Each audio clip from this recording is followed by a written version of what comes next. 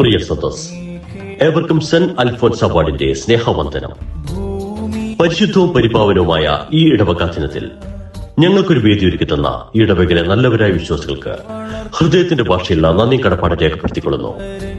ഈ അവസരത്തിൽ ഞങ്ങൾ അവതരിപ്പിക്കുന്നു കൂടെ നടക്കാൻ.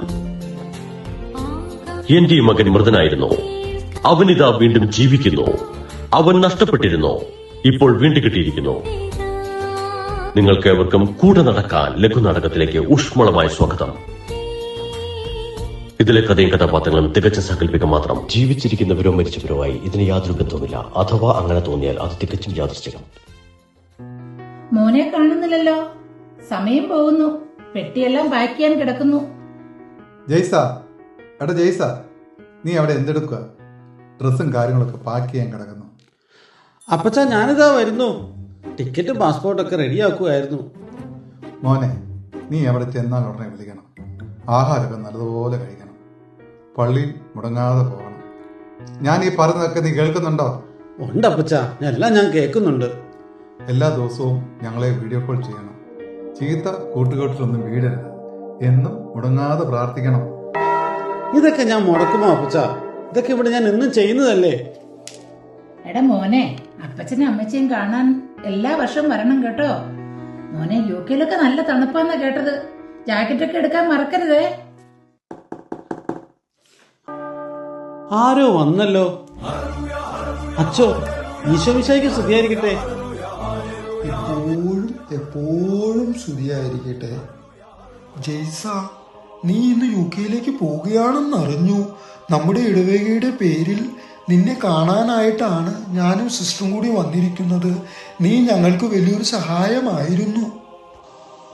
നമ്മുടെ ഇടവകയ്ക്ക് ഒരു തീരാത്ത നഷ്ടം തന്നെയാണ് ജെയ്സൺ ഇവിടുന്ന് പോകുന്നത്. അവിടെ ചെന്നാൽ ഇതുപോലെ തന്നെ എല്ലാ കാര്യങ്ങളിലും ജെയ്സൺ ആക്റ്റീവായിട്ടിരിക്കാൻ ശ്രമിക്കുക. ഞാൻ ജെയ്സൺ ഒരു ബൈബിള് കൊണ്ടുവന്നിട്ടുണ്ട്. ഈ ബൈബിള് തീർച്ചയായിട്ടും ജെയ്സൺ കൊണ്ടുപോകണം. എന്നും ബൈബിള് വായിക്കണം. ദൈവം ജെയ്സന് എല്ലാ അനുഗ്രഹങ്ങളും സൗഭാഗ്യങ്ങളും നൽകട്ടെ എന്ന് ഞാൻ ആശംസിക്കുന്നു. എന്നാൽ നിനക്ക് ഇറങ്ങാൻ സമയമായി. നമുക്കൊന്ന് പ്രാർത്ഥിക്കാം. ശരി അച്ചോ. പിതാവിൻ്റെയും പുത്രൻ്റെയും പരിശുദ്ധാത്മാവിൻ്റെയും നാമത്തിൽ ആമേൻ. മോനെ, ഇതാ കാർ വന്നു കേട്ടോ. അപ്പച്ചാ, അമ്മച്ചി, എന്നാ ഞാൻ ഇറങ്ങട്ടെ.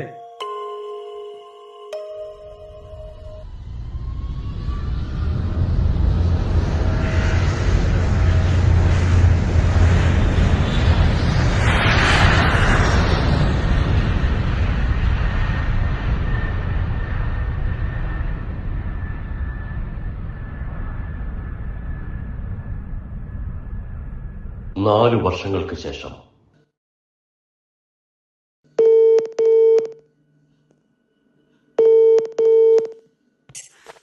ഹലോ ഹലോ മമ്മി, കേൾക്കുന്നില്ലേ? ഹലോ മോനെ, ജയ്സ, മമ്മിയാ. നീ ഒന്ന് ഫോൺ എടുത്തല്ലോ. നീ എന്നാ ഇനി നാട്ടിലേക്ക് വരുന്നത്? അത് പിന്നെ മമ്മി, എനിക്കിപ്പോൾ ലീവില്ല. ഇതൊക്കെയല്ലേ കഴിഞ്ഞ 4 വർഷമായി ഞങ്ങൾ കേൾക്കുന്നത്. എന്തായാലും ഇപ്രാവശ്യം നീ നാട്ടിൽ വന്നേ പറ്റൂ. പിന്നെ ഒരു നല്ല ആലോചന വന്നിട്ടുണ്ട്. യുകെയിൽ തന്നെ ജോലി ചെയ്യുന്ന കുട്ടിയാണ്. എന്തായാലും നിന്റെ വിവാഹം ഉടനെ തന്നെ നടത്തണം. നിന്റെ പ്രായത്തിലുള്ള എല്ലാവരും ഇപ്പോൾ കുടുംബമായി ജീവിക്കുന്നു. വിവാഹമോ? അതിപ്പം വേണ്ട മമ്മി. ഹലോ ഹലോ, എന്താ ജയ്സ, മമ്മി എന്താ പറഞ്ഞേ? അത് നാട്ടിലേക്ക് ഉടനെ ചെല്ലണമെന്നാ മമ്മി പറയുന്നത്. കുറെ കല്യാണാലോചനകൾ നടക്കുന്നുണ്ടത്രേ. നോക്കൂ ജയ്സ, കഴിഞ്ഞ 4 വർഷമായി നമ്മൾ ലിവിംഗ് ടുഗദറായി ഇവിടെ ജീവിക്കുന്നു. കഴിഞ്ഞ് കുറച്ച് കാലമായി ഞാൻ ശ്രദ്ധിക്കുന്നു. നിനക്ക് എന്നോട് പഴയ സ്നേഹമൊന്നുമില്ല. ഇനി നാട്ടിൽ പോയി വേറെ പെണ്ണ് കെട്ടി ജീവിക്കാനെങ്ങാനുമാണ് നിന്റെ ഭാവമെങ്കിൽ അതിനു മുമ്പ് നിന്നെ ഞാൻ കൊന്നിരിക്കും. ഹോ, മടുത്തു. നിനക്ക് എന്നെ ഒന്ന് വെറുതെ വിടാമോ? അല്ലെങ്കിൽ വീട്ടുകാരുടെ സമ്മതത്തോടു കൂടി ഞാൻ നിന്നെ വിവാഹം കഴിക്കാം. വിവാഹം വിവാഹം വിവാഹം കേട്ട് കേട്ട് ഞാൻ മടുത്തു. കുടുംബ ബന്ധങ്ങളുടെ ഊരാക്കുടക്കിൽ പെടാതെ അടിച്ചു പൊളിച്ച് ജീവിക്കാമെന്ന് വാക്ക് തന്നവനല്ലേ നീ. എന്നിട്ട് ഇപ്പൊ നിനക്ക് ആ പഴയ കുടുംബം വേണം പോലും. അങ്ങനെ ഇപ്പൊ ആരുടെ അടിമയെ ജീവിക്കാൻ എന്നെ കിട്ടില്ല. ഞാൻ പോണു. നിനക്ക് നിന്റെ വഴി, എനിക്ക് എന്റെ വഴി. ഹർഷേ,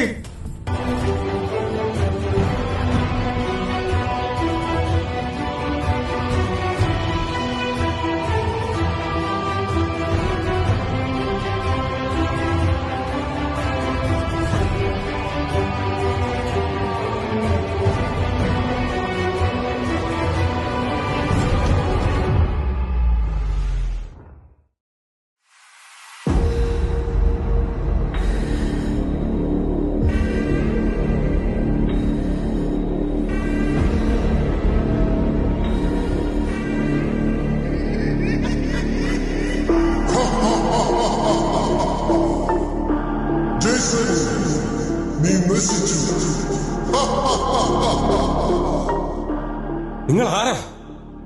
നിങ്ങൾക്ക് എന്തു വേണം? ഞങ്ങൾ ആരെങ്കിലും ആയിക്കൊള്ളട്ടെ ജേസൺ, നിനക്കിനി രക്ഷയില്ല.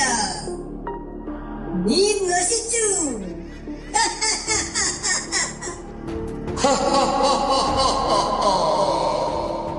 നീ നിന്റെ കുടുംബം ഉപേക്ഷിച്ചു.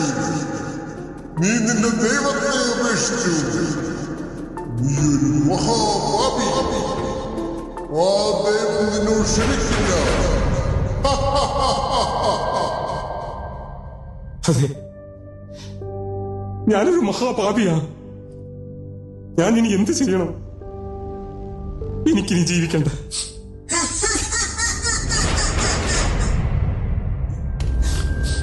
നീ മരിക്കണം. നീ മരിക്കണം.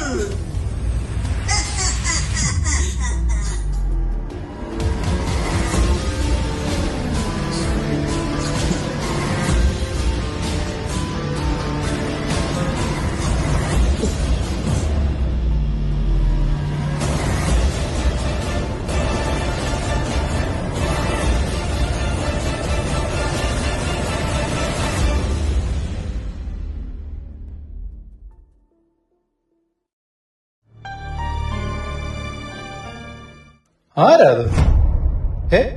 ഇത് നമ്മുടെ ജെയ്സൺ അല്ലേ? എടാ ജെയ്സ, നിനക്ക് എന്തു പറ്റി? തോമസ് സാറേ, ഇത് നമ്മുടെ ജെയ്സനാ. സാറ് ഞങ്ങളെ 12ാം ക്ലാസ്സിൽ വേദാടം പഠിപ്പിച്ചിട്ടുണ്ട്, ഓർക്കുന്നില്ലേ? ആ ജെയ്സൺ, ആ ഓർക്കുന്നുണ്ട്. നിനക്ക് എന്തു പറ്റി മോനെ? സാറേ, ഞാൻ നശിച്ചു. കൂലിപ്പണിക്കാരായ അപ്പനും അമ്മയും കിടപ്പാടം പണയം വെച്ചിട്ടാണ് എന്നെ ഈ UK എത്തിച്ചത്. ഇവിടെ വന്നപ്പോ എല്ലാ സുഖങ്ങൾക്കും വേണ്ടി ഞാൻ ഓടി. ഞാൻ നശിച്ചു. ദൈവകൂദാശകളൊക്കെ എന്റെ സ്വാതന്ത്ര്യത്തിന് തടസ്സമായിരുന്നു. ഞാൻ നശിച്ചു സാർ. എനിക്കിനി ജീവിക്കണ്ട. എനിക്കിനി രക്ഷയില്ല. എനിക്ക് മരിച്ചാ മതി. എന്നെ ഒന്ന് കൊന്നു തരുമോ? ജെയ്സ, നീ സമാധാനിക്ക്. ഏതായാലും തക്ക സമയത്ത് ഞങ്ങൾ നിന്നെ കണ്ടല്ലോ. അതെ ജെയ്സ, നമുക്ക് ഇവിടെ വെച്ച് നമ്മുടെ തോമസ് സാറിനെ കാണാൻ സാധിച്ചല്ലോ. സാരമില്ലടാ, തെറ്റുപറ്റാത്ത ആരാ ഉള്ളത്? നമ്മുടെ ദൈവം കരുണയുള്ളവനാ. പടിയിറങ്ങിപ്പോയ മകനെയും കാത്ത് പടിവാതിൽക്കലേക്ക് കണ്ണു നട്ടിയിരിക്കുന്നവനാണവൻ. ആ പിന്നെ എൻ്റെ മകൻ ഇവിടെയുണ്ട്. ഞാൻ ഇവിടെ വന്നിട്ട് 2 മാസമായി. അടുത്ത മാസം തിരിച്ചു പോവുകയും ചെയ്യും. അതിനു മുമ്പ് ഇവരെയൊക്കെ ഒന്ന് കണ്ട് ഒരുമിച്ച് പ്രാർത്ഥിക്കാം എന്ന് കരുതി ഇറങ്ങിയതാ. ആ പിന്നെ വേറൊരു കാര്യം, ഞാൻ വേദപാഠം പഠിപ്പിച്ച കുട്ടികളുടെ ഒരു വാട്സാപ്പ് കൂട്ടായ്മ തുടങ്ങിയിട്ടുണ്ട്. നമുക്ക് നമ്മുടെ പ്രശ്നങ്ങൾ പങ്കുവയ്ക്കുവാനും പ്രാർത്ഥിക്കുവാനും അതിലൂടെ സാധിക്കും. എടാ ജെയ്സ, ഈ വചനത്തിലും വിശുദ്ധ കുർബാനയിലും നമ്മോട് കൂടെ വസിക്കുന്ന, ഇത്രമാത്രം സ്നേഹം നൽകുന്ന നമ്മുടെ ഈശോയെ ലോകത്ത് എവിടെയായാലും നമുക്ക് ഉപേക്ഷിക്കാൻ പറ്റുമെടാ. ജെയ്സ, എടാ, ഞങ്ങൾക്കും ഇതുപോലുള്ള പരീക്ഷണങ്ങൾ ഉണ്ടാവാറുണ്ട്. അതിനുള്ള പരിഹാരവും ഇതിലുണ്ട്. പിന്നെ എന്തെങ്കിലും പ്രശ്നങ്ങൾ ഉണ്ടായാൽ ഞാൻ ഓടും ദേവാലയത്തിലേക്ക്. അവിടെ പോയി ദിവ്യകാരുണ്യത്തിന് മുൻപിൽ ഇരിക്കും. ആ സാമീപ്യം, ആ സ്നേഹം അനുഭവിക്കുമ്പോൾ എല്ലാ പ്രശ്നങ്ങളും മഞ്ഞുപോലെ ഉരുകും. ഒരു പ്രത്യേക സമാധാനം കൈവരും. ഇതൊക്കെ അല്ലടാ 12 വർഷം നമ്മൾ വേദപാഠ ക്ലാസ്സിൽ പഠിച്ചത്. ഇടയ്ക്കൊക്കെ ഞാൻ തോമസ് സാറിനെ വിളിക്കും. സാറിന്റെ ഓരോ വാക്കും എന്റെ മനസ്സിന് വല്ലാത്തൊരു കുളിർമയേകും. പിന്നെ സാറേ, ഞാനിവിടെ വേദപാഠവും പഠിപ്പിക്കുന്നുണ്ട്. എനിക്ക് സന്തോഷമായി.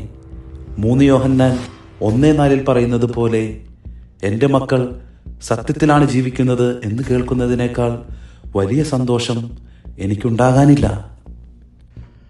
സാറേ, ഞാനിവിടെ വന്നപ്പോൾ വലിയൊരു മായാലോകത്ത് പെട്ടുപോയി. ഞാൻ എൻ്റെ ദൈവത്തെ മറന്നു. ഞാൻ എൻ്റെ മാതാപിതാക്കളെ മറന്നു. എനിക്ക് തെറ്റുപറ്റി.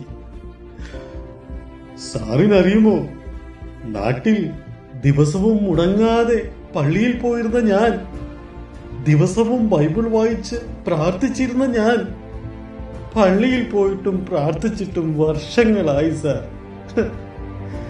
ഞാനൊരു പാപിയാണ്.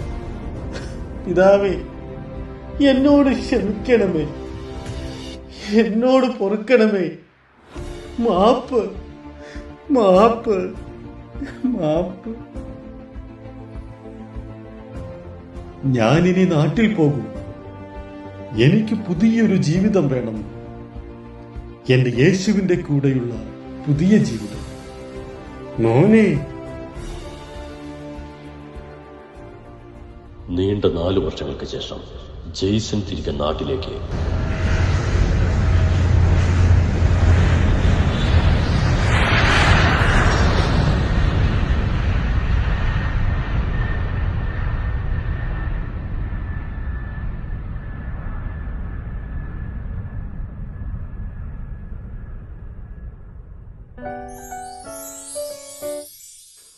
അപ്പച്ച, എന്നോട് ക്ഷമിക്ക്. സാരമില്ല മോനെ, നീ തിരിച്ചു വന്നല്ലോ. ഞങ്ങൾക്ക് സന്തോഷമായി. നമ്മുടെ ദൈവം എല്ലാം ക്ഷമിക്കുന്നവനും നമ്മോട് കൂടെ നിത്യം നടക്കുന്നവനുമാണ്. അവൻ നമ്മുടെ ആശ്വാസവും ശക്തിയുമാണ്. അവൻ നമ്മെ ഒരിക്കലും കൈവിടുകയില്ല. കാരണം അവന്റെ സ്നേഹം നമ്മോടുള്ള കരുണയിൽ എന്നും നിലനിൽക്കുന്നു. ദൈവത്തിന്റെ സ്നേഹം സ്ഥിരവും അചഞ്ചലവുമാണ്. അത് കരുണയിൽ അധിഷ്ഠിതമായ ഒരു ഉടമ്പടിയാണ്. കാലാകാലങ്ങളിൽ മാറ്റമില്ലാതെ നിലനിൽക്കുന്നു. ഈ ഉറച്ച സത്യത്തിൽ നമുക്ക് ആശ്രയിക്കാം. അവന്റെ സാന്നിധ്യം നമ്മുടെ ജീവിതത്തിൽ എന്നും അനുഭവിക്കാം. ദൈവസ്നേഹം വർണ്ണിച്ചിടാൻ വാക്കുകൾ പോരാ.